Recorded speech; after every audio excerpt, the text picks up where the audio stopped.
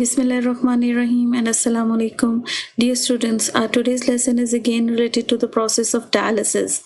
In our previous lesson, we have seen the process of hemodialysis and the principle on which the dialyzer machine is working. Today we will discuss the second type of the dialysis, which is called the peritoneal dialysis. According to the definition, dialysis is the procedure used to correct the fluid and the electrolyte imbalances and to remove the waste products in renal failure. So this is a temporary treatment for the renal failure, but not the permanent cure. The permanent cure for the kidney failure or the renal failure is just the renal transplantation. So the peritoneal dialysis is occur through the peritoneum. And what is the peritoneum? This is the membrane lining the cavity of the abdomen and covering the abdominal organs. So the peritoneal membrane serves as the semi-permeable membrane for the dialysis. It involves a repeated cycle of instilling the dialyzing solution into the peritoneal cavity through a catheter into it. Here in the figure, you are watching the main process of the peritoneal dialysis. In the red color, you are watching the peritoneum covering of the abdominal organ, and which you are watching the blood is running.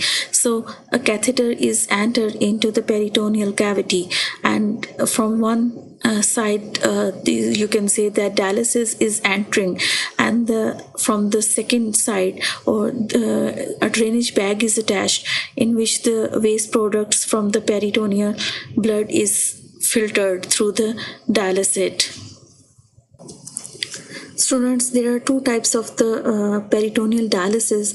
Number one is called the CAPD, which stands for the continuous ambulatory peritoneal dialysis. Happens throughout the day at home or at work while the person goes about his or her daily life. Between 1.5 and 3 liters of the fluid is run each time for 4 times a day, exchanging of the fluid from the previous exchange. Patient doesn't need a machine for the CAPD peritoneal dialysis. All she needs is the gravity to fill and empty the abdomen. While the second type of the peritoneal dialysis is known as the APD, which is the automated peritoneal dialysis, in which the dialysate solution is changed by a machine at night while the persons are sleeping. So the machine will exchange 8 to 2 liters over 8 to 10 hours. Unlike the hemodialysis, an advantage of the peritoneal dialysis is that the regular visit to the dialysis unit are not required and it can be carried out at home.